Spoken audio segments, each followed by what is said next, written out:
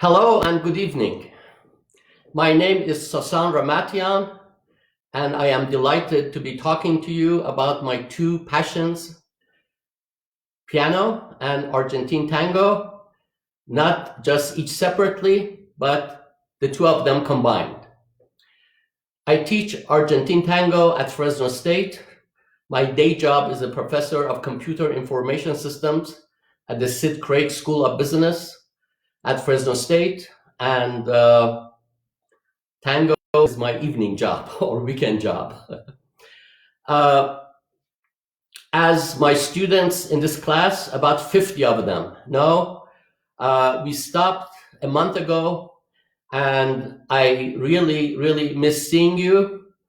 I know you miss tango and the beautiful music and the embrace and the movements. And in response to that, a month ago, I raised the ante and I started posting more and more on Facebook, funny stuff, entertaining stuff, educational stuff, instructive videos, narrative, comics, and so forth. But I decided to take it to the next level today, which would be actually performing for you every week a different tango with musical analysis and musicality analysis in terms of tango dancing.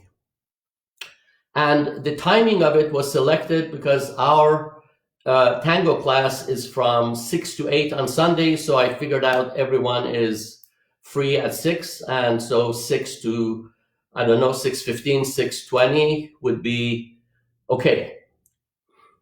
Please feel free to write your reactions, your suggestions, your questions.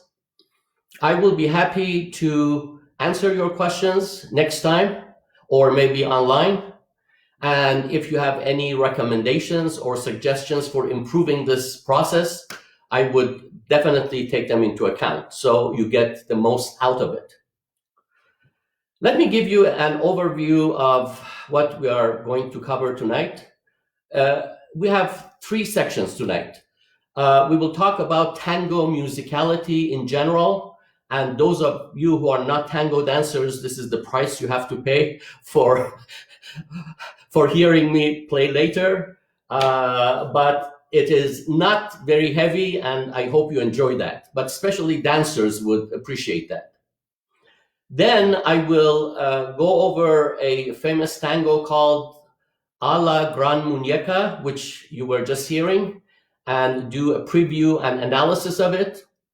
And third, I will do an uninterrupted performance of it without any talk, and that will wrap up the program for tonight. Okay, let's talk about tango musicality. What does that mean? What does it mean to you, tango musicality? When they say this dance, this couple performed a very musical tango, what does that mean? When you want to aspire to bring musicality to your dance and want others to think of your dance as musical, or at least your partner, what does that mean? So I invite you to think about it. I'll give you 5 seconds to think about it. 5, 4, 3, 2, 1. Okay, I'm going to share with you my answer. Different people perhaps use different words, different expressions to define what tango musicality means. But to me, I think if we listen to all viewpoints and summarize all of them in a short sentence, a short question, that question, which is the essence of tango musicality, is what is the correlation between movements in the music and movements in the dance? How does the way we move correlate with the way the music is moving? Do they correlate? If they don't correlate, then why do we dance to music or that particular piece? We may as well dance to silence.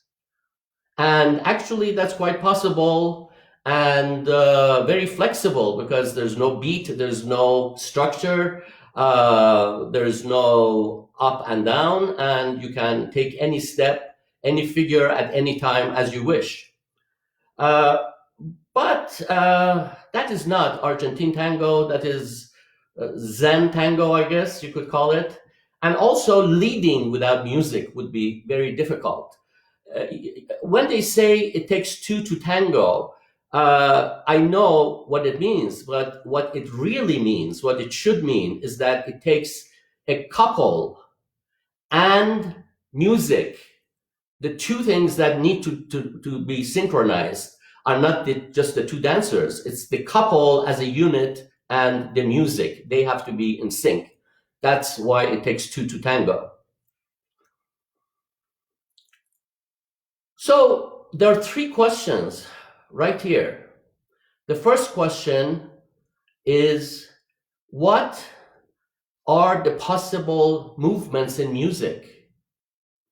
The second question is, what are the possible movements in dance? And the third question is, what is the correlation between them? So I'm going to start at a high level of summary and show you this diagram. Musicality is how music and dance correlate. So tango music has more or less rhythmic or melodic passages, and tango dancing has more or less walking or turning movements. Therefore, the first shot at musicality is that correlation, that the rhythmic type of music goes with walking, the melodic type of music goes with turning. I don't think anyone would argue with that, but that's a little bit superficial, and we need to go deeper into that. So I'm going to share with you the way I think about it.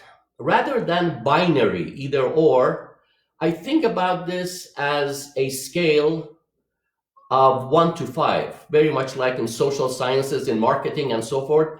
On a scale of 1 to 5, what is your preference for vanilla ice cream versus chocolate versus pistachio versus strawberry? So if we expand that idea a little bit more, we get this framework. The type of passages in tango music are hyper rhythmic. So 5 here is very rhythmic as it could get. Then 4 is rhythmic, 3 is hybrid or borderline, 2 is melodic, and level 1 is hyper melodic. So this is the spectrum going from rhythmic to melodic. And correspondingly, we have the expansion in the types of movements. So for hyper-rhythmic passages, we have marching walk. For rhythmic passages, we have a normal walk. For borderline, the hybrid, we have turning walk. Of course, each one of these is different categories, not just one turning walk, but the genre of turning walks. Then we have melodic type of music in tango, which is partial turns. Then we have hyper melodic that are complete turns. So if you allow me, I will very quickly go into a little bit more detail for dancers to explain what these categories of dance here mean, what I'm referring to here. So marching walk for hyper-rhythmic passages would be something that is done in the line of dance straight with absolute resolve and determination, because the music is very rhythmic, just like the beginning of this piece that we have for today.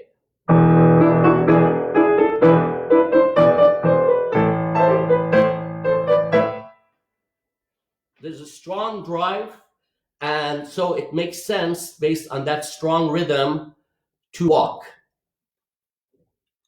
The second category, rhythmic, normal walk. Normal walk is very much like how we walk in everyday life. The marching walk was like there's no tomorrow, really going at it. But normal walk is not like that. It's more calm, and we can do figures that go in the line of dance, but not completely straight. They can go in the line of dance with some curvature. For example, you can do traveling back ochos, and that itself is a wide variety because you have different levels of angularity. So you can go like this, very much along the line of dance, or you can make it more angular, more diagonal. In either case, you are going on the line of dance, but with more angle. The third one, borderline or hybrid, is where we do turning walks. And those of you who have been with us since last spring of 2019 remember, hopefully, that I spent a lot of time on those turning walks. They could be in the parallel system, they could be in the cross system. There could be what is called to the left, which is properly described as counterclockwise. So it would go like this, counterclockwise. Or it could be what's called to the right. It goes clockwise.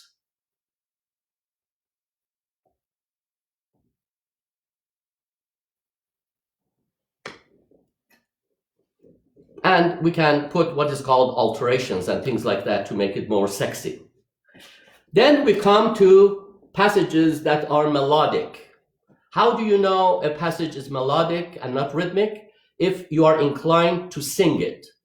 And I highly, highly recommend that you sing these melodic passages, because that is how it sinks into your body through your vocal cords, and just your whole body absorbs it.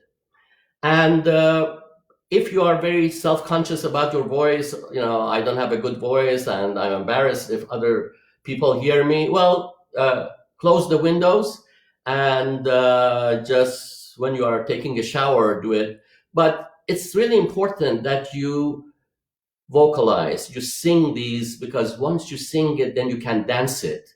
Once you sing it, you hear it, it lodges in your heart, and then the dancing to it becomes very pleasurable. So examples of figures for that would be low back boleo. That is very curvy. Orbiting ochos, not traveling ochos, orbiting ochos.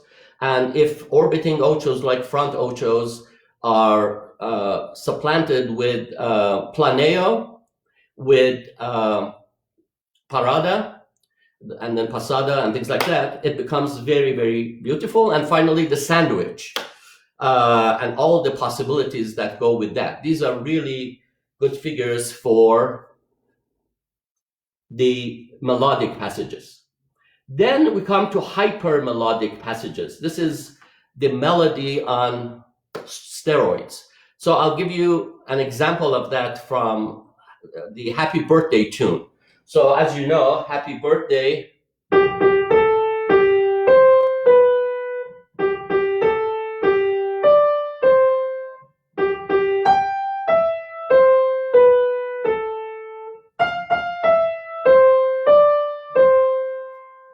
So the hyper melodic version of that would be very fast, like a roller coaster, and there's no pause, there's no hesitation, and it is like one blurb.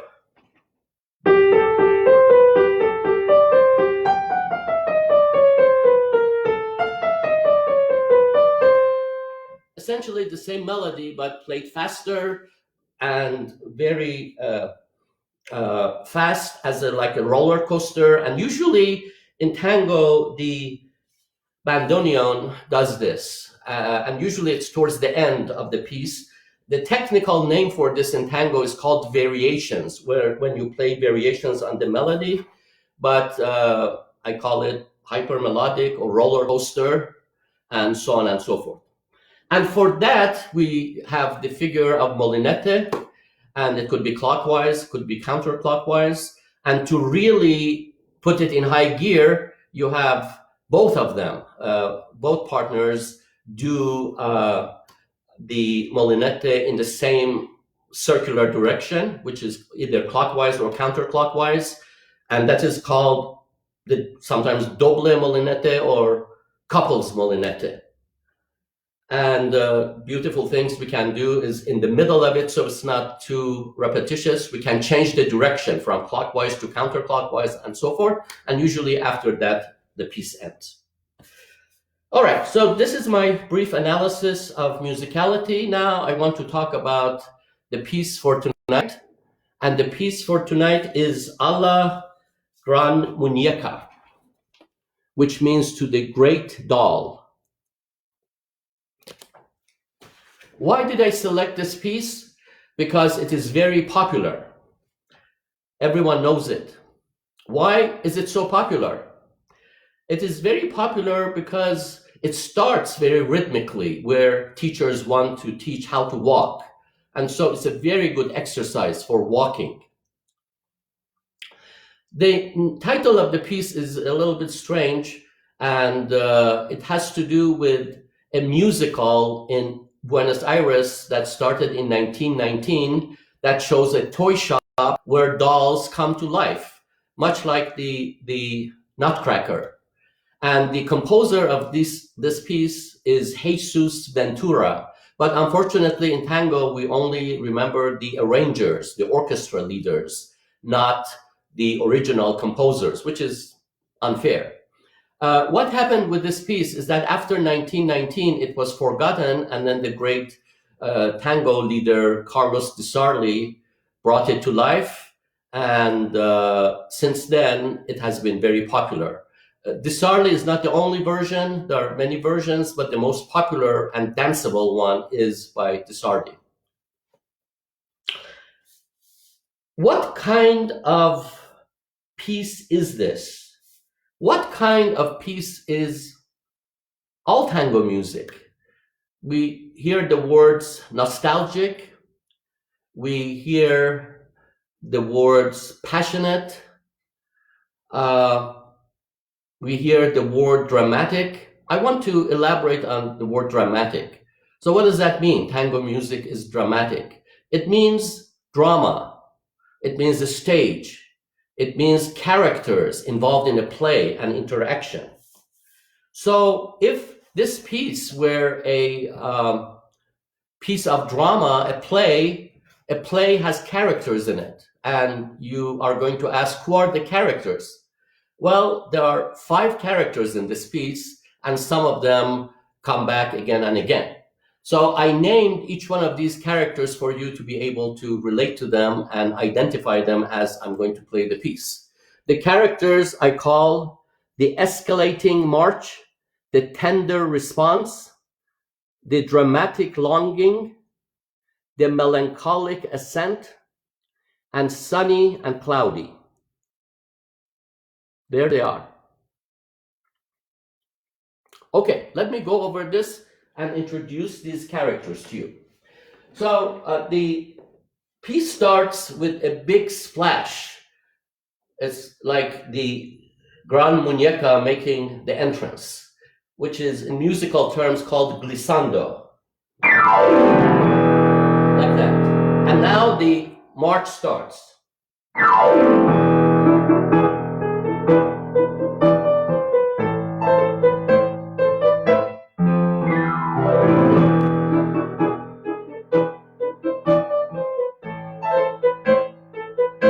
So this is where it becomes escalated. It goes to high gear.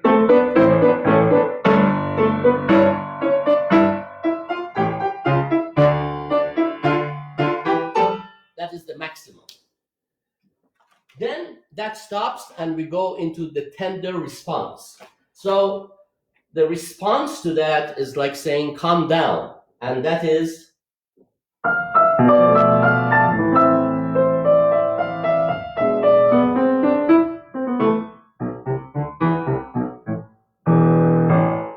I want to call your attention to two things. One, where it goes,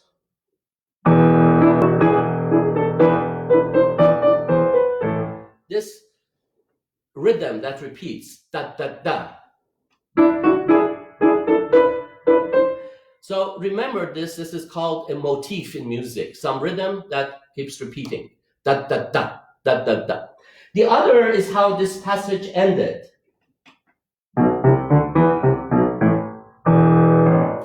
You hear this a lot as the resolution or end of passages in tango or end of the whole piece. And this could be played in different styles, like, or, but in this piece, I think it's in character of this piece to play legato and put the accent on the first note. In fact, a lot of musicians believe in doing this properly, you have to put the accent on the first note, like this. Like that. All right, we come to the next section I call dramatic longing.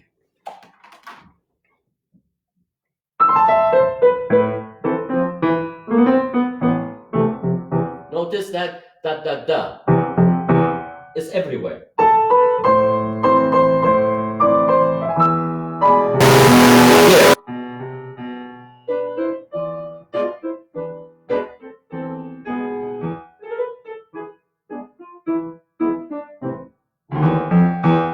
This is another hallmark of tango music. This, not, but.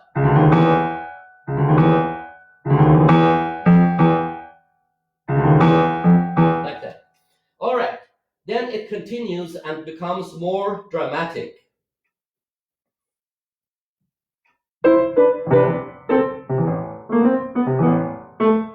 This is where it becomes dramatic.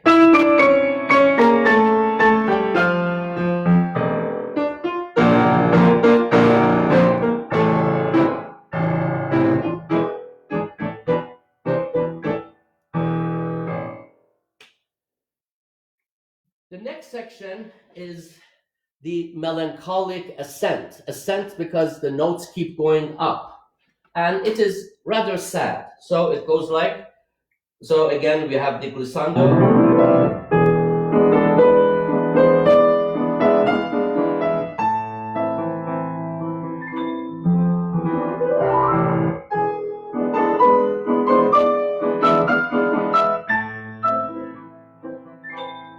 Now it goes in a different key.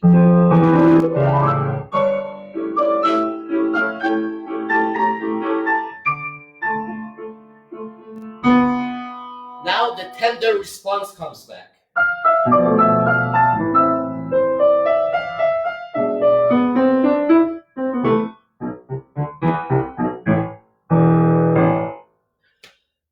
This is Act 1. There's a little intermission, and the intermission is very short. This is the intermission. So it immediately goes into Act 2, which I call sunny and cloudy. This is melodic, and this is the time we do the sandwich and the ochos with the paradas and with the planeos and things like that. Very curvy kind of music and singable, melodic, or as they say, music cantabile.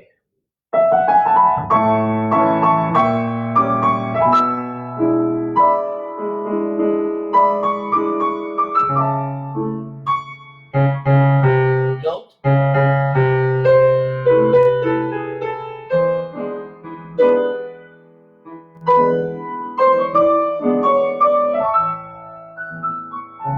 Now, in the left hand, you hear the melody.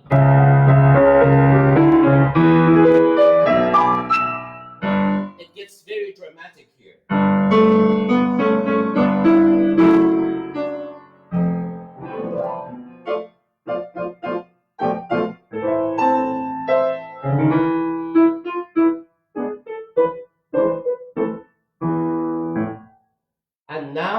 we get the, again, ascent, the melancholic ascent.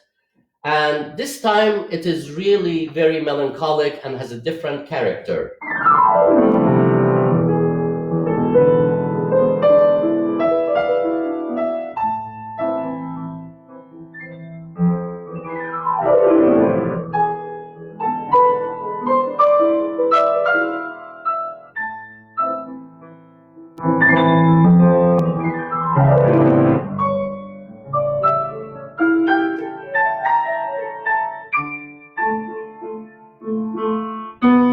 The tender response comes back.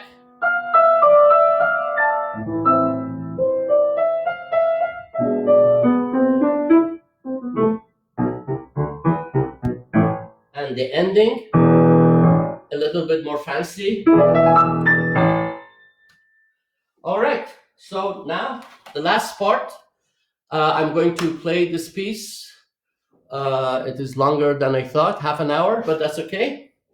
Thank you for your patience. I will play the piece without any interruption, and you can now tie in together all the characters and all the musicality, and in your mind, at least start dancing and tie all this together.